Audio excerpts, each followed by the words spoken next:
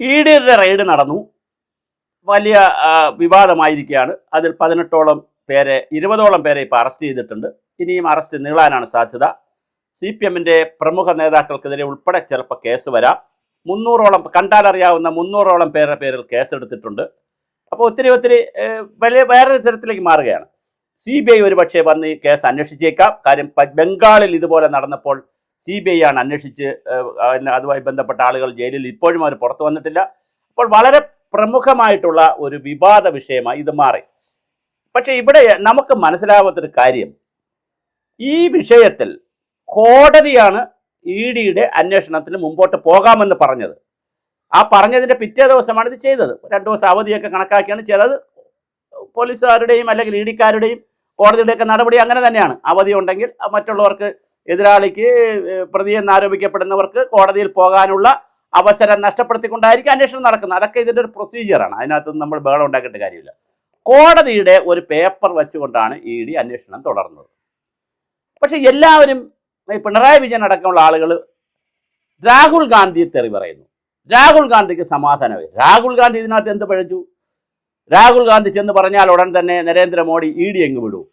ഇനി മാത്രമല്ല, ED എന്ന് പറയുന്നത് ഒരു പരിധിവരെ സ്വതന്ത്ര സംവിധാനമാണ്.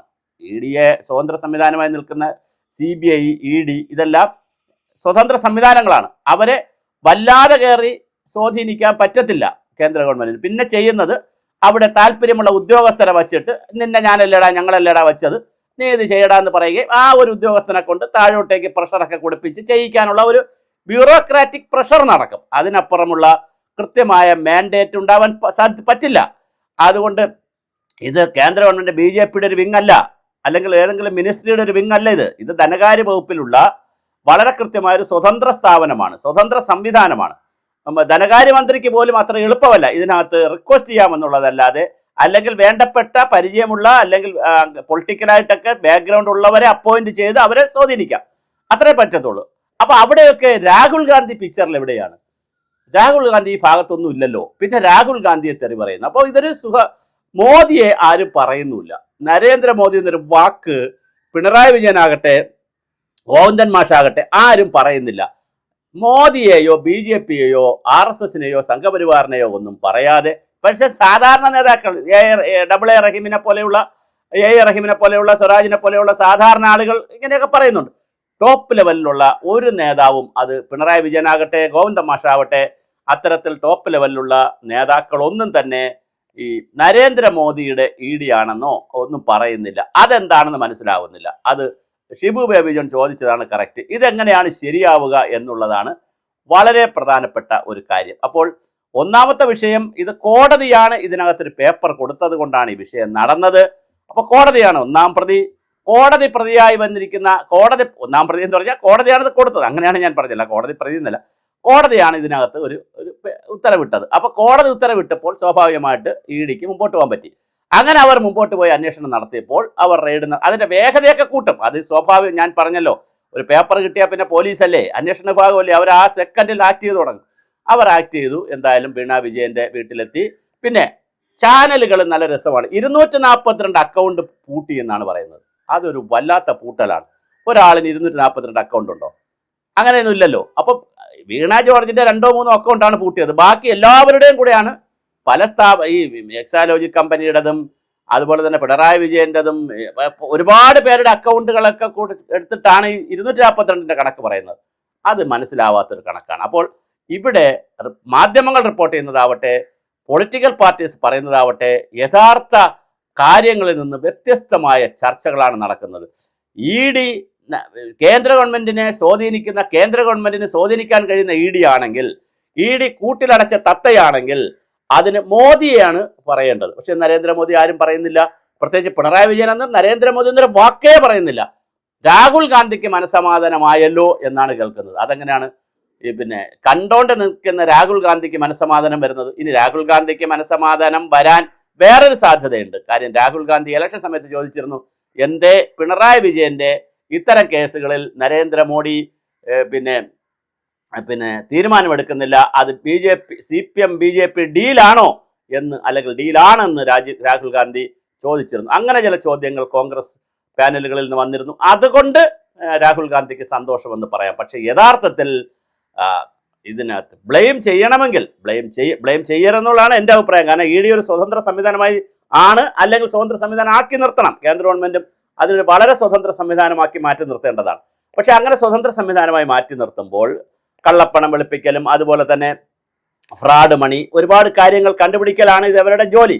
അപ്പോൾ അങ്ങനെ കണ്ടുപിടിക്കുന്ന സംവിധാനത്തിൽ തീർച്ചയായിട്ടും ഇതിനെ കണ്ടുപിടിക്കാൻ വയ്ക്കുന്ന സംവിധാനത്തെ ഒരു ഗവൺമെന്റ് സ്വാധീനിക്കുന്നത് ശരിയല്ല, ഒരു പൊളിറ്റിക്കൽ പാർട്ടി സ്വാധീനിക്കുന്നത് ശരിയല്ല. സ്വതന്ത്ര സംവിധാനമായിരിക്കണം.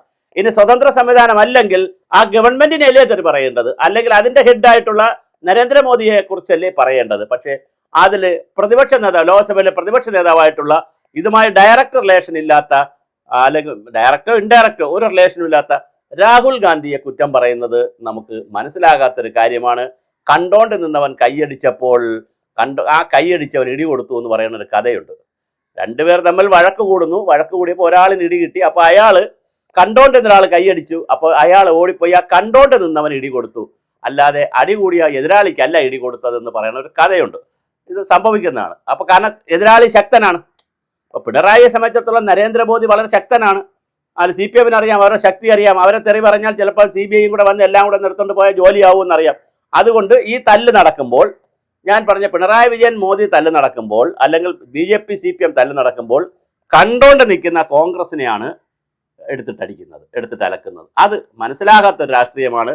പക്ഷേ രാഹുൽ ഗാന്ധി ഈ പറഞ്ഞല്ലോ കണ്ടോണ്ട് നിൽക്കാൻ ചെന്ന് കൈയടിച്ചത് കൊണ്ടല്ലേടാ എന്ന് ചോദിക്കും. ഈ വഴക്കുണ്ടാക്കുന്നിടത്ത് നീ എന്തിനു പോയി എന്ന് ചോദിക്കാം. അച്ഛനും അമ്മയുടെ അടുത്ത് എന്ന് പരാതി പറഞ്ഞപ്പോൾ അച്ഛനും അമ്മയും ചോദിച്ച് നീ എന്തിനടാ വഴക്കുണ്ടാക്കിയെടുത്ത് പോയത്, അവർ തമ്മിൽ അടിച്ച് തീർക്കട്ടെ എങ്കിലും ശരിയാണ്. അപ്പോൾ ഈ വഴക്കുണ്ടാക്കിയെടുത്ത് ഒത്തുതീർപ്പിനോ അല്ലെങ്കിൽ അവരെ തമ്മിൽ മൂട്ടിക്കാനോ അവരെ തമ്മിൽ കൂട്ടാനോ ഇതൊന്ന് കാണാനോ രസിക്കാനോ ഒക്കെ അല്ലെങ്കിൽ അഭിപ്രായം പറയാനോ ചെന്ന് നിന്നതുകൊണ്ടല്ലേ നിനക്ക് കിട്ടിയതെന്ന് ചോദിക്കാം. അങ്ങനെ ചോദിച്ചാൽ രാഹുൽ ഗാന്ധിക്ക് അത് ബുദ്ധിമുട്ട് വരും. കാരണം അദ്ദേഹം പോയത് കൊണ്ടാണ്. പക്ഷെ പൊളിറ്റിക്സിൽ അങ്ങനെ അഭിപ്രായം പറയാതിരിക്കാൻ പറ്റുമോ? രാഷ്ട്രീയത്തിലാകുമ്പോൾ അഭിപ്രായം പറയുമല്ലോ. അപ്പോൾ എന്തായാലും അഭിപ്രായങ്ങൾ പറഞ്ഞു, രസകരമാണ് അഭിപ്രായങ്ങൾ, വളരെ മനോഹരമാണ് കാര്യങ്ങൾ. രാഹുൽ ഗാന്ധിക്ക് കിട്ടാനുള്ളത് രാഹുൽ ഗാന്ധിക്ക് ഇങ്ങനെ പിണറായി വിജയൻ ഉൾപ്പെടെ കൊടുക്കുകയാണ്. പക്ഷെ അതെന്താണ്, അദ്ദേഹത്തിന് അതിനുള്ള അർഹതയില്ല. അദ്ദേഹത്തിന് ഇതിപ്പോൾ പറയേണ്ട കാര്യമില്ല. ഇവിടെ പറയേണ്ടത് Narendra Modi versus Pinarayi Vijayan, BJP versus communist party എന്നുള്ളതാണ്. അവിടെയാണ് കോൺഗ്രസിന്റെ ചില ഫോൾഡറുകൾ പറയുന്നത് ഇത് പിണറായി വിജയന് നഷ്ടപ്പെട്ടു പോയ പ്രതാപത്തെയും പാർട്ടിക്കകത്തുള്ള ആ ഒരു അപ്രമാദിത്വത്തെയും നഷ്ടപ്പെട്ടു പോയപ്പോൾ ഒരു CPM BJP ഡീലിലൂടെ ഒരു രക്തസാക്ഷി പരിവേഷത്തിലേക്ക് പിണറായിയുടെ കുടുംബത്തെ കൊണ്ടുപോയാൽ തീർച്ചയായിട്ടും ഇന്ന് പാർട്ടിക്കകത്ത് നടക്കുന്ന പ്രശ്നങ്ങളൊക്കെ ഒരു പരിധിവരെ സപ്രസ് ചെയ്യുകയും ഒരു പ്രതിരോധത്തിന്റെ രാഷ്ട്രീയത്തിലേക്ക് CPM വരികയും അത് സമരമാണ് എന്നും CPM-ന് ആവേശം. അപ്പോൾ സ്വാഭാവികമായിട്ട് സമരം കൂടുതൽ വ്യാപിപ്പിക്കുന്നതിലേക്ക് CPM-ന് പറ്റും എന്നുള്ള മറ്റൊരു കരക്കമ്പിയും ഇറങ്ങുന്നുണ്ട്. അപ്പോൾ ഇത് നമുക്കറിയില്ല. രാഷ്ട്രീയം എന്ന് പറയുന്നത് ഒരു പരിധി വരെ ഗോപ്യമാണ്. അതിൽ സാധ്യതകളുടെ കലയാണ്, അവസരങ്ങളുടെ കലയാണ്. അവിടുത്തെ പ്രയോഗങ്ങൾ വേറെയാണ്.